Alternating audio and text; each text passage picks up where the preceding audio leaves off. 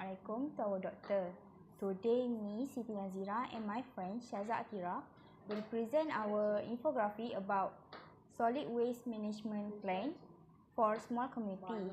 As we know, solid waste management plan is a concept that has emerged in recent years for the effective use of limited resource and find solution about rapid depletion of natural resource, raw material, energy consumption, climate change, and cost. For this plan, it will arrange our solid waste in a good way, or we can say it for a suitable way.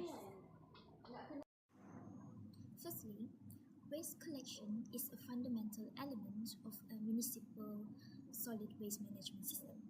The main goal of a waste collection strategy is to collect in a timely and economical manner, as much correctly source separate waste as possible to ease the subsequent waste sorting or treatment stage with the aim to maximize reuse and recycling.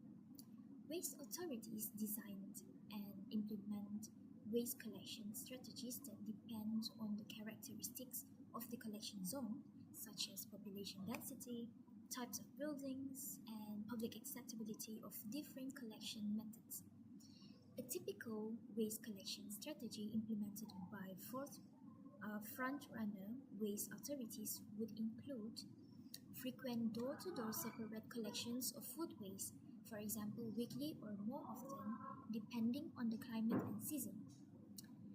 For mixed waste, it is less frequent collections for about every 2 weeks.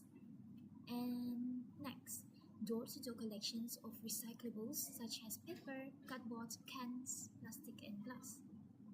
It is individually sourced separated where public acceptability allows, otherwise commingled and sorted at a material recovery facility. Glass, followed by paper and cardboard, is more often more effectively collected separately. Lastly, a convenient network of civic amenity sites that accept all waste fractions not collected door-to-door or in street containers from households, including hazardous waste and bio-waste from gardens. Next, recycling refers to recovery of useful materials such as glass, paper, plastics, woods, and metals from the waste stream so they may be incorporated into the fabrications of new products. With greater incorporations of recycled materials, the required use of raw materials for identical applications is reduced. Recycling reduces the need of natural resource exploitation for raw materials, but it also allows waste materials to be recovered and utilized as valuable resource materials. Recycling of waste directly conserves natural resources, reduces energy consumption and emissions generated by extractions of virgin materials and their subsequent manufacture into finished products, reduce overall energy consumptions and greenhouse gas emissions that contribute to the global climate change, and reduce the incinerations or landfilling of the materials that have been recycled.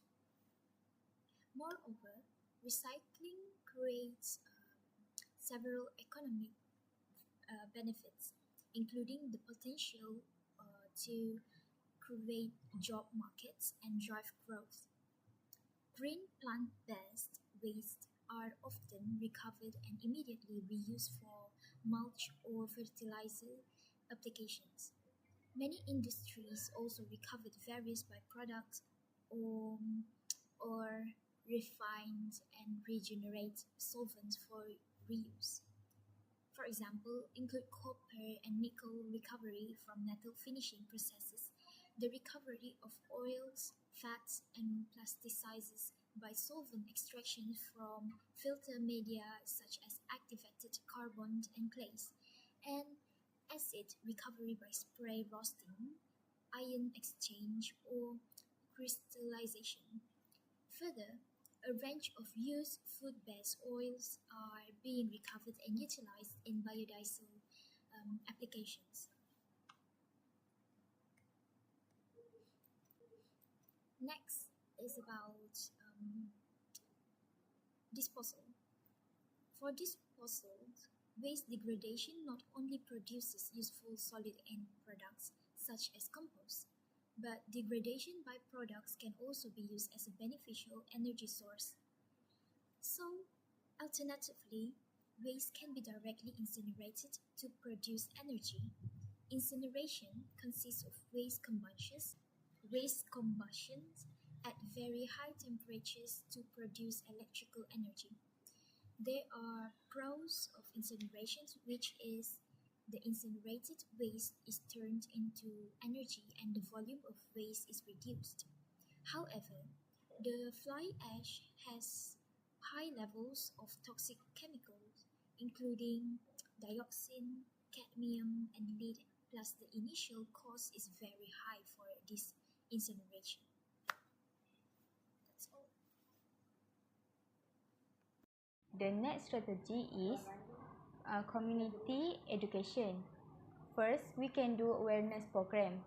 For awareness program, we can do talk, workshop, or any competition related to solid waste management.